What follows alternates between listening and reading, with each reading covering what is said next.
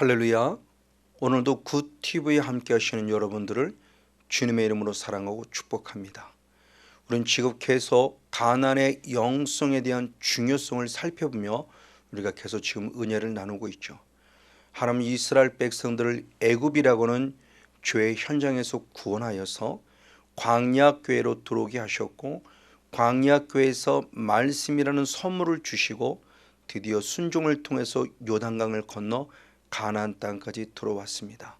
근데 하나님은 가나안 땅이 목적지지만 가나안 땅에 들어오는 것만으로 끝남을 원하는 것이 아니라 신명기 20장 17절의 말씀에 보니 가나안의 7 족속을 진멸하라, 이건 여호와의 명령이니 명령대로 하라라고는 귀한 명령을 통해서 영적인 의미를 알려주고 계십니다. 그러므로 이 가나안은 바로 천국, 하나님의 나라를 예표하고 있는 모습이죠. 그래서 예수님은 친히 말씀하기를 누가복음 17장 21절 말씀에 하나님의 나라는 너희 안에, 우리 안에 이루어졌다라고 말하며 우리 안에 이루어진 하나님의 나라, 즉 영적인 가나안 땅의 축복을 예표해 주고 있습니다. 그래서 예수님이 이제 우리 몸과 마음을 고린도전서 6장 19절과 20절의 말씀을 통해서 보면 예수의 피값으로 우리 몸을 사셨고, 예수의 피값으로 사신 우리의 몸은 성령님이 거하는 전이다라고 말하며 우리의 몸과 마음을 성령의 전으로 삼고 하나님의 나라가 이루어지는 현장으로 삼고 있다고 하는 사실입니다. 그런데 육적인 가나안 땅에 가나안의 7 족속이 있어서 그들을 쫓아내라고 하는 것처럼 이제 영적인 가나안 땅이 내 몸과 마음 안에 이루어졌는데, 그럼 내가 원하지 않음에도 불구하고 아담의 범죄 이후로 혈통이라는 합법적인 통로를 타고 우리에게 임하고 있는 영적인 원주민인 가나안의 7 족속이 분명히 있다고 하는 사실이죠. 이들을 결국도 쫓아내야 한다는 겁니다. 그러면 가나안의 7 족속은 누구냐? 예수님은 친히 말씀하기를 요한일서 3장 8절 말씀에 죄를 짓게 하는 자는, 죄를 짓는 자는 마귀에게 속하나니 말하며, 마귀란 존재가 우리 안에 자리 잡고 계속 죄를 짓게 하고 있다라고 하는 것을 가르침을 통해서 결국 우리 안에 자리 잡은 영적 원주민인 가나안의 7 족속은 바로 마귀의 존재임을 성경은 알게 됩니다. 맞습니다. 그러면서 이 가나안의 7 족속이 우리 안에 어떻게 거했는가라는 부분을 지난주에 귀신은 드러남의 단계라는 제목을 갖고 철저하게 말씀을 통해서 은혜있게 나누었죠. 가장 먼저는 통로가 요한복음 13장 2절에 마귀는 가룟 유다에게 예수를 팔 생각을 넣었다라고 말하며 생각을 통해서 일하는 사단의 역사, 그 다음에 이 생각은 이제 바깥에서 일하고 있는 건데 그 다음에 생각을 내가 꿀떡하고 받아들이면 합법적으로 수용을 하면 역시 요한복음 13장 27절 말씀에 마귀가 가룟 유다 속에 들어갔다라고 말합니다. 그 들어갔다는 원어가 에이셀 코마이라는 원어라고 그랬죠. 근데 그 에이셀 코마라는 원어를 또 다른 성경의 번역본을 통해서 보면은 바로 귀신이 들렸다라고 표현해요. 자, 이렇게 어둠의 영은 생각을 통해서 우리 안에 합법적으로 들어오고 우리 안에 들어온 에이셀 코마이의 단계에서 조금 더 자리를 잡을 때 성경에서는 N이라는 원어로 표현합니다. 그래서 우리는 자리를 잡고 있어요. N. 그리고 조금 더 자리를 잡아 우리를 통치하는 부분, 우리를 소유하는 부분이 갔을 때 에코라고 말합니다. 에코의 상태를 조금 더 지나서 이제는 다이모니 조마이라고 말함을 통해서 우리 안에 어둠의 영이 생각을 통해서 죄 합법적인 통로 들어와 우리 안에 거하다가 우리를 완전 소유하고 사로잡고 있고, 그것이 드러나게 하는 과정으로 어둠의 영이 우리 드러날 때 이 성경은 다 귀신 들린이라고 해석하고 있다는 거죠. 그게 대해서는 아쉬운 거예요. 그 대표적인 모습이 거라사인의 광연에게 드러났습니다. 그래서 가장 먼저는 거라사인의 광연에게 드러난 그 말씀을 사복음, 공관복음인 마태복음, 마가복음, 누가복음을 통해서 보면은 아주 적나라하게 잘 드러났으니, 가장 먼저 누가복음 8장 30절의 말씀에 군대라 이름했으니 그 군대에는 많은 귀신이 들렸다 그랬어요. 근데 들렸다는 부분이 귀신 들렸다고 우리 생각하는 그 들렸담이 아니라 조금 전에 했던 들어왔다는 에이셀 코마예요. 그러니까 군대라는 귀신이 처음에는 들어온 거예요. 그리고 조금 더 나아가 마가복음 5장 2절의 말씀에 보니까 똑같은 병행 구절에 더러운 귀신 들린 그랬어요. 여기도 똑같이 귀신이 들렸다고 그러는데 원어는 N이에요. 그 N은 우리 안에 현재 들어와 있는 상태를 말합니다. 들어와서 우리 안에 거하고 있다는 겁니다. 그리고 똑같은 말씀이 역시 마가복음 5장 15절의 말씀에 보니 바로 우리들이 봤을 때 군대 짚혔던 자 그럴 때 그 짚혔던 자라는 게 원어가 에코예요. 에코라는 원어는 뭐냐? 우리 안에 나를 귀신이 내 존재 안에 소유되고 있는 상태예요. 그래서 그는 바로 우리들의 몸을 내 집이라고 욕심을 부리죠. 자기가 소유했다는 겁니다. 이게 바로 에코예요. 그래서 저 군대 짚혔던이라는 저 원어를 단어를 새 번역 성경에서는 귀신에게 사로잡혔던 이렇게 해석하고 있고요. 킹 제임스 흡연료 번역본에서는 귀신을 지녔던 이렇게 표현하고 있습니다. 이게 에코. 그래서 에이셀 코마이에서 바로 N으로 N에서 에코. 나를 소유하고 있어요. 내 안에 귀신의 존재가 소유된 상태, 사로잡힌 상태를 말해요. 그리고 한 단계 더 나아가 드디어 마태복음의 말씀을 통해서 뭐냐? 마태복음 말씀에서 마지막 8장 28절 말씀을 통해서 보면은 놀랍게 귀신이 들렸다는 저 때가 바로 우리가 흔히 알고 있는 바로 말씀했을 때 다이모니 조마이라는 존재로 사탄이 우리에서 드러난 거죠. 심히 악하게 드러났고요. 무덤 속에 거하고 있고요.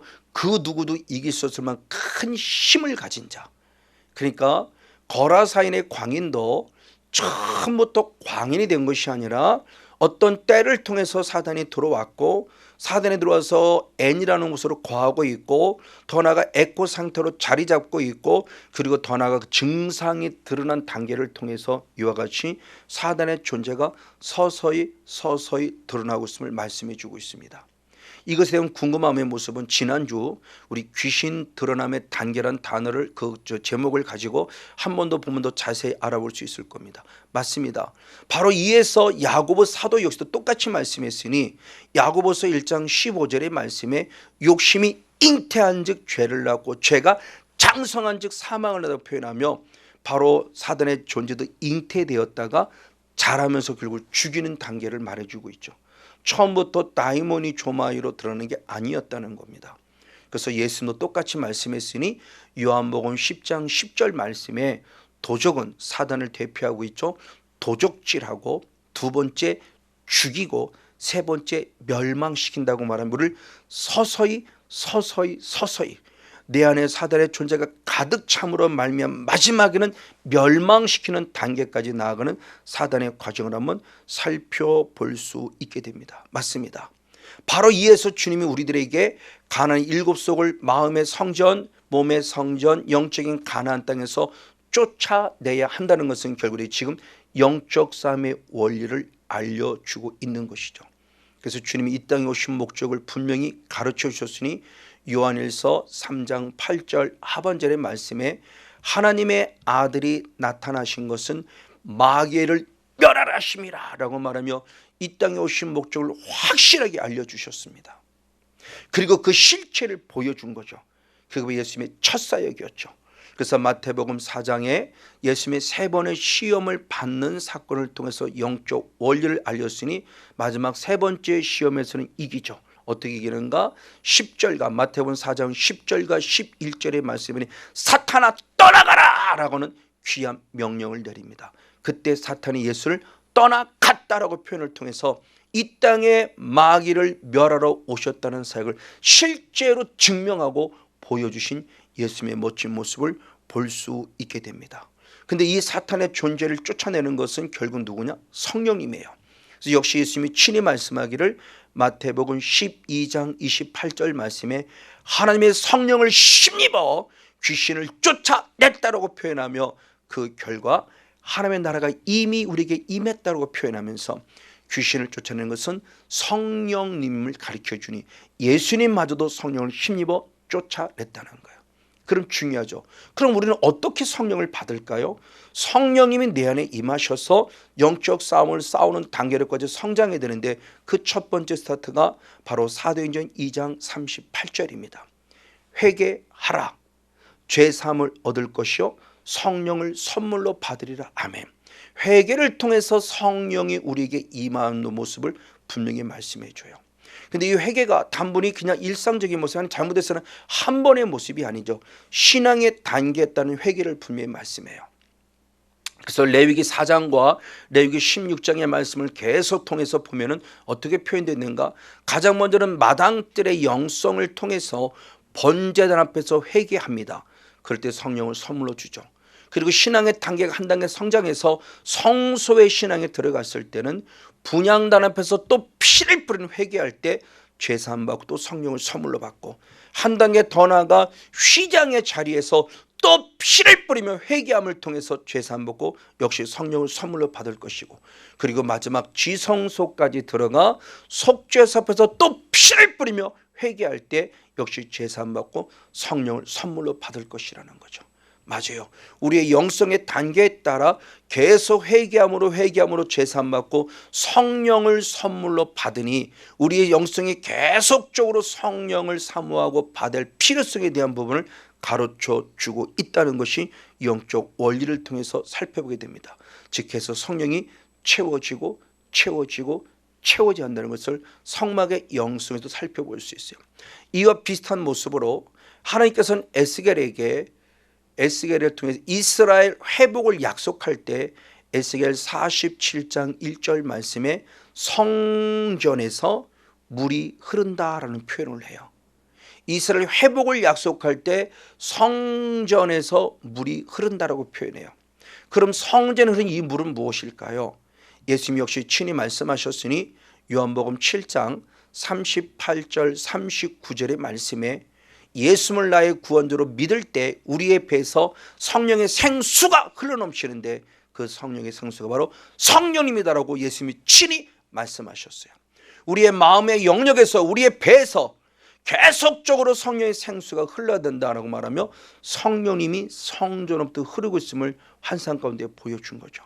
그러면서 그 성전을 흐르는 그 예수의 피, 성령의 생수가 흐를 때 1천척을 들어가니 발목을 적셨고 1천척을 들어가니 무릎을 적셨고 1천척을 들어가니 허리까지 적셨고 또 1천척을 들어가니 창혈에게 적셨다고 말하며 그 성령의 생수가 흐르는 단계가 발목부터 무릎으로, 무릎에서 허리로, 허리에서 창혈에게 적셨다고 에스겔서 47장 3절로부터 5절까지 말씀하고 있습니다. 맞습니다. 이렇게 성령이 계속 우리들에게 차고 창이랄 정도로까지 차고 넘쳐내는 것을 말씀하고 있다는 거예요. 이 사실을 실제로 증명하신 분이 누구냐? 예수님이에요. 그래서 예수님이 이 땅에 오셨을 때 가장 먼저 누가복음 1장 35절의 말씀에 예수님이 잉태하실 때 성령님이 임하시고 능력이 덮어서 잉태함으로 말미암아 예수님이 태어나셨음을 말해요. 그러니까 예수님은 잉태하는 순간부터 성령의 임재로 태어났다는 거죠. 그리고 한 단계 더 나아가 이제 공사행의 사역을 시작함에 있어서 세례요한에게 세례를 받을 때입니다. 그래서 누가복음 3장 22절의 말씀에 세례요한에게 세례를 받을 때 성령이 강력하게 임하셨다라고 표현합니다. 강림하셔서 예수님에게 내려오셨다는 거죠. 맞습니다. 그리고 그것으로 끝나지 않아요. 실제적인 공사의 사역의 출발점에 있어서 누가복음 4장 1절은 요단강에서 돌아왔을 때 이미 성령 충만하셨다. 세례 요한에게 간단하게 지금 세례를 받을 때 성령이 임하셨는데 거기서 돌아와 이제 사역진 광야로 나기 직전에 성령 충만하셨고 더 나아가 광야로 것은 성령의 이끌림을 받았다. 이게 하나님의 나라가 이루어진 실제적인 삶이에요. 인도를 받았다, 이끌림을 받았다. 그리고 한 단계 더 나아가 누가복음 4장 14절의 말씀에는 성령의 권능으로 일하셨다. 하나님의 아들 예수님도 그냥 한 번 성령이 임하셨다가 아니죠. 잉태할 때 세례 요한에게 세례 받을 때 그리고 계속해서 실제는 안수는 안 받았지만 계속 충만한 상태에 있었고 계속 이끌림을 받았고 계속 성령의 권능이 나타날 때까지 나아가셔서 거룩한 일을 함으로 예수님의 아름다운 소문이 퍼졌다는 말씀을 통해서 성령의 임재의 단계를 통하여 창의력에 적셔주는 부분까지 권능이 나타날까지 이랬다라고 하는 바로 예수님의 거룩한 모습이라는 말씀의 은혜 안에서 살펴볼 수 있게 됩니다. 맞습니다. 그리고 조금 더 이런 과정을 깊이 살펴볼 때 사도행전 1장 8절의 말씀입니다. 너무나 잘 아는 말씀이죠. 성령이 너에게 임하시면 권능을 받고 예루살렘과 온 유대와 사마리아와 땅 끝까지로 내 증인이 되리라 그랬어요. 그런데 놀라운 것은 우리는 이 성령이 임할 때 어느 한순간에 팍 임하는 걸 생각하고 막 부르짖고 기도하고 막 그랬어요. 초대교처럼 뜨겁게. 근데 원어를 통해서 보니까 성령님이 임하시면 원어의 시제가 과거예요. 원어의 시제가 과거예요. 그러니까 성령이 임한 것이 지금 임한 것이 아니라 과거부터 계속 지금까지 임해오고 있는 걸 말하는 거죠. 그리고 권능을 받았다 내가 받았다라는 그 원어 자체의 시도 두 가지인데 과거의 시와 미래의 시 두 가지를 다 같이 가지고 있어요. 그러니까 성령이 임할 때 이미 권능을 받아왔고 그것이 계속 성령이 임하니 어느 미래 순간에 권능을 완벽하게 받는 그 순간까지 계속적으로 성령의 기름이 필요함을 가르쳐주고 있다는 거예요. 한 번으로 끝남이 아니라 계속적으로 성령을 받을 것을 말씀하고 있다는 것이죠. 맞아요. 어느 한순간에 기도다 받는 게 아니라는 겁니다. 그래서 예수님이 있다는 것이 목적을 분명히 또 한 부분을 말했어요. 뭐라고 표현했는가? 요한복음 10장 10절 하반절의 말씀에 보면 예수님이 이 땅에 온 것은 그랬습니다. 우리들에게 양에게 생명을 얻게 하라는 것보다 더 풍성히 얻게 하라는 것이다. 그냥 우리들에게 영생을 주셨다고 그러면 더 풍성하게 주기를 원하시는 분이에요. 그러니까 성령을 주셨다거나 더 성령을 충만하게 더 풍성히 계속적으로 부어지길 원하시는 하나님을 바라볼 수 있다는 거죠. 예수님 생명 줬다고 끝나지 않아요. 더 풍성하게. 맞습니다. 이런 모습을 통해서 성령의 나타남의 단계들이 이와 같이 구약 성경 성막의 영성으로 마당들부터 성소를 지나서 우리가 지성소까지 이르듯이 또는 에스겔 선자를 통해서 발목에서 무릎으로 무릎에서 허리에 창의력의 적시기까지 예수님 스스로가 잉타는 순간부터 실제적인 사역 속에서 계속 기름 부음 받고 성령의 권능으로 나타내니까 일하신 것처럼 또는 사도행전의 말씀을 우리에게 동일하게 임하시면이 과거였지만 그 받고는 과거부터 미래까지 계속적으로 권능을 받기까지 우리는 그 권능을 받아서 증인이 되어야 한다는 사실을 성경이 절대적으로 말씀하고 있다는 거죠. 바로 이 모습을 통해서 우리의 신앙의 단계가 아름답고 복되어지는 모습을 말합니다. 맞습니다. 그럼 이렇게 신앙을 우리에게 적셔질 때 가장 먼저 성령이 우리에게 임하시면 어떤 일을 공급받느냐? 로마서 8장 16절에 주님께서 로마서 8장 15절의 말씀에 양자의 영을 받았으니 하나님을 아바 아버지라 부르짖는다 라고 말하며 성령이 임할 때 하나님을 아바 아버지라 불러요.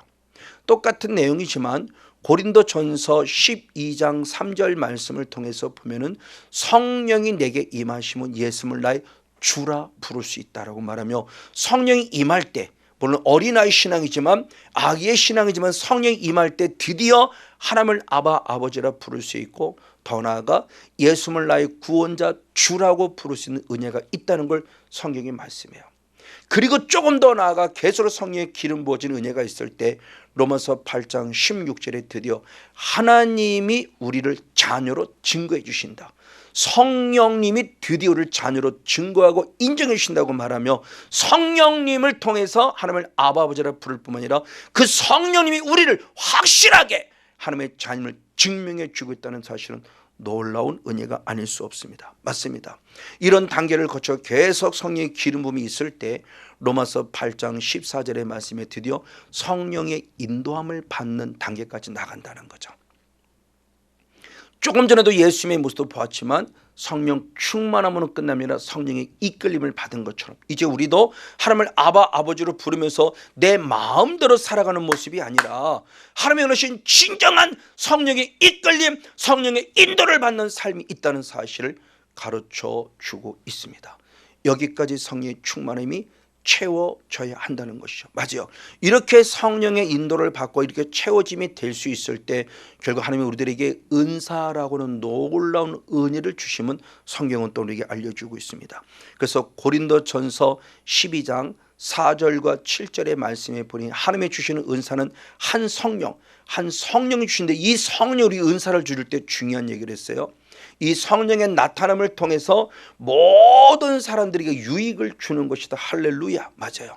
이제 어린아이 신앙이 조금 더 자라 계속적으로 청년의 신앙까지 자라는 모습처럼 계속 성령을 사모할 때 은사가 나타나고 그 은사를 통해서 모두에게 유익을 준다고 말해요. 맞아요. 그러면서 여러 가지 은사들의 모습이 있지만 더더욱 성령의 나타남을 통해 주기를 원하시는 게 뭐냐? 복음을 전하는 증인이 되기를 원한다는 사실이죠. 그래서 에베소 3장 4절 5절 말씀을 통해서 그 성령의 강력한 기름 부음이 임할 때 예수 그리스도를 아는, 예수 그리스도의 비밀을 아는 자가 된다고 말씀해요. 그렇죠. 주님을 더 깊이 알아갑니다. 일상적으로 아는 신앙이 아니라 하나님을 더 하나님으로 확실히 아는 신앙 안에 서는 자가 될 수 있다는 거예요. 이렇게 그리스도를 아는 진정한 비밀이 되어졌을 때 바로 진정한 전도자가 된다는 거죠. 그래서 오늘 본문 고린도전서 2장 4절과 5절의 말씀에 보면은 내가 전도하는 것은 단순히 내 말로 전하는 것이 아니라 하나님의 나타남, 성령의 나타남, 즉 능력으로 된 것이라 말하며 역시 우리의 믿음 역시도 하나님의 능력으로 말만 들어 아는 모습을 통해서 우리 신앙에 자꾸자꾸 성령의 충만함을 받을 때 업그레이드 된다고 알려주고 있는 것입니다. 맞습니다. 이 정도면 대치가 아니라는 거예요. 은사가 나타나면 대치가 아니라는 겁니다. 맞습니다. 이렇게 하나님의 능력으로 말을 통해서 전도할 뿐만 아니라 이제 실제 능력을 통해서 하나님을 하나님 되게 하는 놀라운 역사가 나타난다는 거죠. 그래서 사도 요한은 요한일서 2장 14절의 말씀에 청년들아 라고 말하면서 청년들아 너희는 강하고 하나님 말씀이 너희 안에 있으니 너희가 흉악한 자를 이겼다고 말하며 실제적인 영적 삶에 승리하는 능력을 우리에게 가르쳐줘요. 맞아요. 그냥 은사가 나타나서 환상을 보는 것도 축복하고 예언하는 것도 축복하고 말씀의 지혜 은사, 지식 은사는 것도 축복하고 여러 가지 병 고치는 은사도 다 축복해요. 그러나 더더욱 중요한 것은 청년의 신앙이 되었으면 하나님의 말씀을 무기로 삼아서 당당히 흉악한 자, 우리를 쓰러뜨리고 넘어뜨리려고 하는 가나안의 7 족속인 바로 흉악한 마귀와 싸워 이기는 자가 되어야 한다는 것을 성경이 분명히 가르쳐줘요. 이렇게 성령 안에서 우리들의 존재가 주님의 능력을 공급받는 자가 될 필요성, 그 정도까지 우리가 나아가야 한다는 것을 얘기하는 거죠. 맞아요. 그래서 주님께서 친히 말씀할 때 고린도전서 4장 20절에 하나님의 나라는 그러므로 말에 있는 것이라 능력이 있다고 그랬죠. 말의 전도도 주님의 능력으로 전해지지만 그 능력이 실제화되는 모습인 마귀를 멸하는 능력을 통해 싸워 이겨내는 것을 우리에게 분명히 가르쳐 주고 있는 것입니다. 맞습니다.